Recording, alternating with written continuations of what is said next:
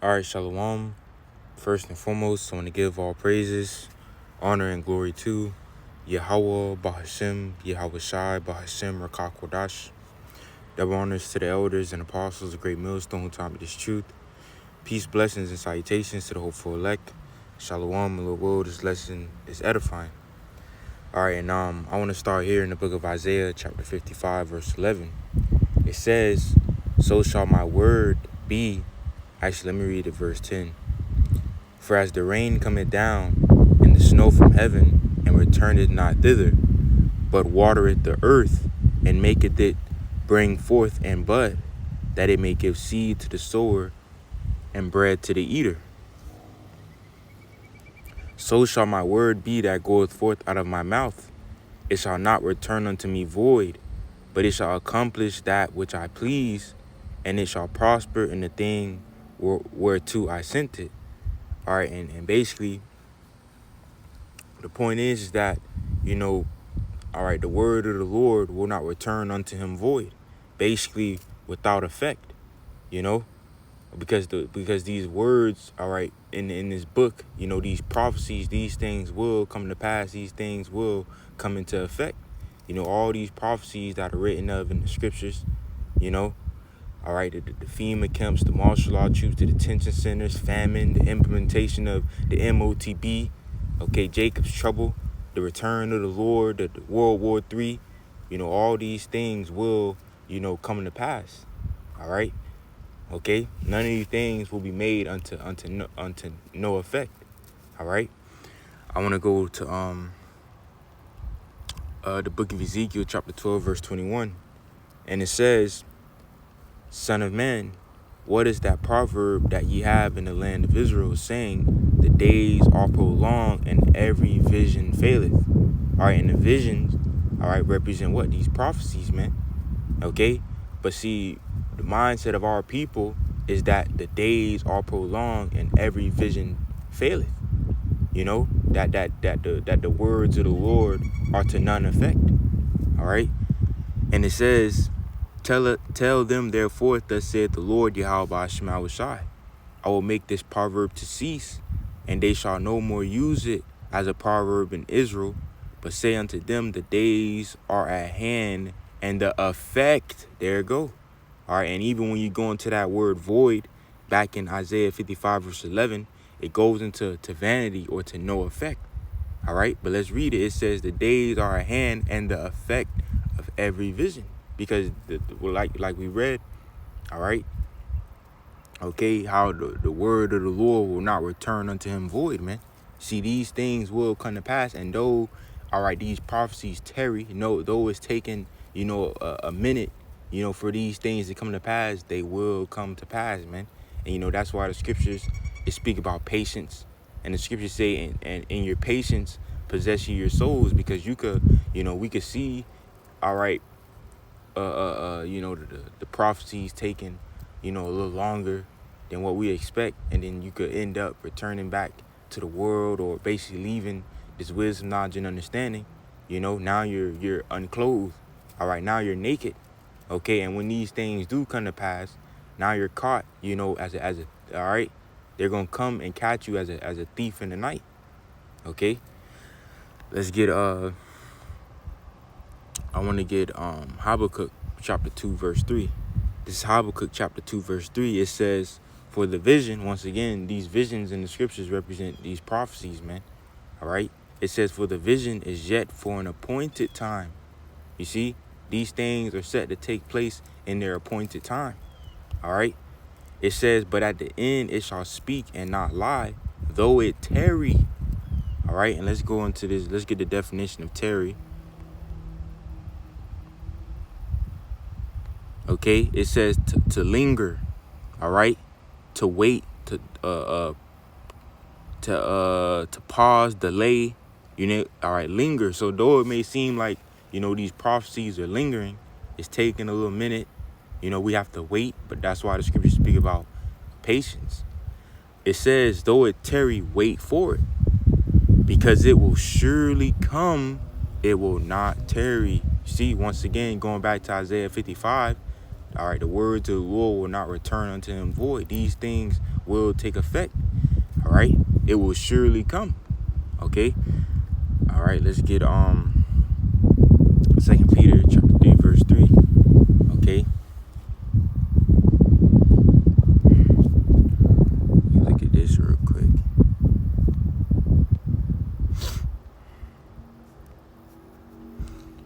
All right. But okay, and just like we read in the book of Habakkuk, the scriptures say how, though they tarry, wait for it. Though it tarry, wait for it. It will surely come. It will not tarry.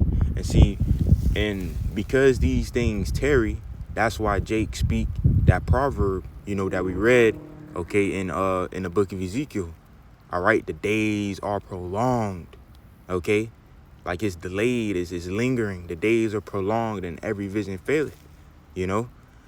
All right, but the scriptures say, wait, for it will surely come. It will not tarry. Now this is 2 Peter chapter 3 verse 3. It says, knowing this first, that there shall come in the last days scoffers, walking after their own lusts, and saying, where is the promise of his coming?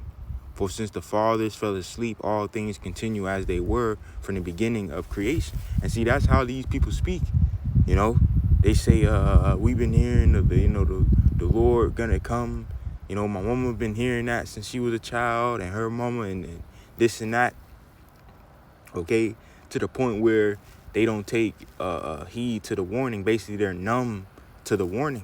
Because they say, we've been hearing that. I've been hearing that since I was a kid. My mom been hearing that. My grandma been hearing that. The Lord's still not here. And all right, that's because, though it may seem like these prophecies are lingering, tarrying, all right, that don't mean that they're, like the scriptures say, for an appointed time.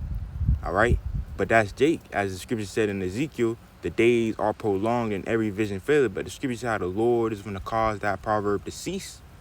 Okay, because these things will come into pass. And when they do come to pass, all right, these people, they're going to be, all right, it's going to cast them as a thief in the night. It's going to be unexpected. It's going to come suddenly. Okay, in a time where it's unexpected unto them. Okay, it casts them off guard. Okay, but this is why, the scriptures speak about watchmen, because what does the watchman do? The watchmen, they're the ones that's looking for, they're looking at, the signs of the times. Like the scripture says in the book of 2nd Esdras, measure thou the time diligently in itself. All right, and when thou seest part of the signs past, which I have told thee before, then thou shalt know that it is the very same time wherein the highest will begin to visit the world which he made. And see, when we see these certain signs, in the scriptures, these tokens, the wars and rumors of wars, the earthquakes in diverse places, the uproars of the people, all right, the signs in the heavens, these are tokens, okay, signs of the times that we're in. That's how we know, that we're at the end. We're looking into the geopolitics, the news, we're seeing what's happening in this nation and that nation. All right, we see the MOTB, all right, is about to be implemented because they're gearing toward what? A cashless society. All right, you got these articles that go into CBDCs, central bank digital currency. We see the times that we're in. All right, we see the conflict between, Israel and Iran. And we see how, Israel is going to drag America into World War III, in which America, being Babylon the Great, will be destroyed. We see these things. So we know the times that we're in. All right. You had Esau come out with the Space Force. Okay. Because we know that the Lord is going to come with the clouds, the chariots, the horses, or what this world call the so-called UFOs. We see these things. That's how we know that the times that we're in. We know that the day of the Lord is coming. But as Jake say, they say, where's the promise of his coming? That's because they're not watching. And that's another thing I noticed, like when it comes to, all right, when you believe, that something's going to come, or when you believe that something's going to happen, all right, the person that's basically constantly on the lookout and seeing, the certain signs and certain things changing and how this is building up to that, those are the ones that keep the faith in them, but the people that are, they're just they're just going on with life. Those are the ones, that basically lose faith because they're not keeping up, with what's going on. Okay, they can't see the vision, so to speak. All right, but I'm gonna read it again. 2 Peter chapter 3 verse 4. It says, "And saying, where is the promise of his coming? For since the fathers fell asleep, all things continue as they were from the beginning of the creation," man. And that's the point. They say, where is the promise of his coming? All right, they say that the days are prolonged and every vision faileth. Okay, all right. They think these things are not going to come to pass, but they will come. Or they say, that's going to come to pass. I'm going to be dead by then. All right. They're going to, that's not going to come to pass in my lifetime. All right. That's a couple years down the line. Okay. So they think they don't have to move with any urgency. Okay. All right. Which is false, man. All right. This is Isaiah chapter 34, verse 16. It says, "Seek ye out of the book of the Lord Yahweh Ba'ashmal Shai and read. No one of these shall fail." What did we read? No one of these shall fail. But what did Jake say? The days are prolonged and every vision faileth. All right. But the scriptures say no one of these shall fail. All these prophecies in this book, will come to pass, man. It's a verse. I believe it was the Lord speaking, if I'm not mistaken. He said how all things written must be fulfilled. Okay. All right. Which all things written must be fulfilled. It says, "Seek ye out of the book of the Lord, Yahweh Ba'ashmal Shai, and read. No one of these shall fail. None shall want her mate. For my mouth it had commanded, and his spirit it had gathered them," man. See, and that's really the point. All right. These prophecies, these things will come to pass, man. There will be, all right, a great death in the earth. Okay. There will be, a famine, extreme scarcity and lack, shortage of food. There will be the implementation of the MOTB. What is man is going to want every man, woman, and child, all right, no matter what age, to receive a CHIP inside them, man. Okay. The cashless society, the digital currency. All right. America will be destroyed. There will be a third world war. All right. Or as they call it, the war to end all wars. Okay. World War III. All right. The coming of the Lord will take place. The Lord will come with the clouds, the chariots, the horses, the so-called UFOs. And that's Esau depicts in his movies, his TV shows, his video games, an alien invasion. But really, the aliens represent Yahweh Shai and the angels. The UFOs represent the clouds, the chariots, the horses. All right, all these things will come to pass, man. All right, even the heathen going into captivity under Jacob. Esau is the end of the world, and Jacob is the beginning of it that falleth. All right, so, that's really the point of this lesson. All right, that's really the point of this lesson, man. All right, these prophecies will come to pass. All right, so, okay. All right, that's really the point. But that's why the scriptures speak about patience, and your patience possess your souls. Because let me actually get that verse, because it goes into that what will happen being impatient. Okay, and I'm gonna close it out there.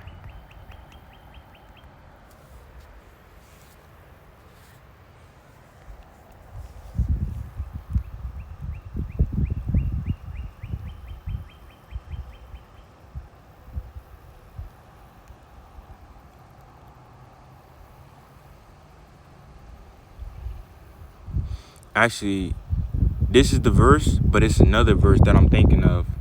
I probably was putting both of the verses together in one. But I'm gonna read in Luke 21 verse 19. It says, "In your patience possess ye your souls," man.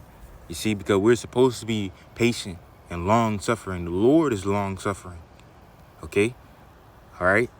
But it's another verse. It goes into basically, woe to you that have lost patience.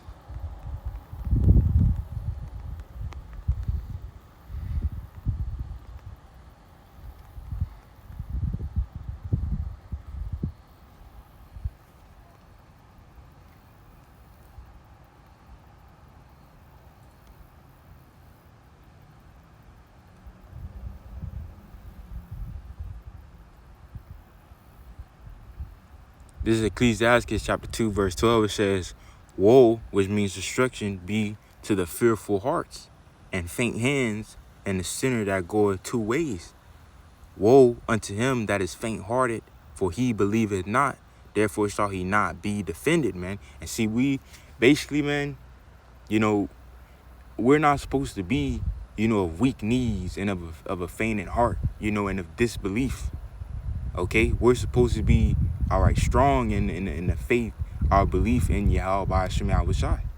You see, all right, because in those days we're gonna have to call upon the name of the Lord, man. These times of troubles that were coming in, we're gonna have to call upon the name of the Lord, you know, and in confidence, you know, that the Lord is gonna come through and what and defend us. Okay, it says, woe, okay, destruction unto you that have lost patience. And what will you do when the Lord shall visit you, man? Okay, what will you do when the Lord shall visit you? And another thing, going into these prophecies, all right, when these prophecies do come to pass, we're still gonna have to have patience, man, because you know when the famine, all right, is comes to pass, okay, the extreme scarcity, the extreme lack of food. All right, what are we gonna do? All right, we might have to fast for a couple of days, you know, until the Lord, you know, give us food. All right, provision. Okay, but in those days that the Lord is testing you and making you fast, will you lose, all right, patience? Okay, the implementation of the MOTB, all right, the implementation of the CHIP, all right, because you're gonna have people that's gonna look to the CHIP as a form of salvation, man. Okay, but we are to have patience. All right, okay, you know, so that's really the point. All right, that's really the point. Okay, so Lord will, this lesson was edifying. I'm gonna close it out, again, infinite praises, honor, and glory to Yahweh, Bahashem, Yahweh Shai, Bahashem, Rakak Wadash. Double honors to the elders and apostles, the great millstone, time of this truth. Peace, blessings, and salutations to the hopeful elect.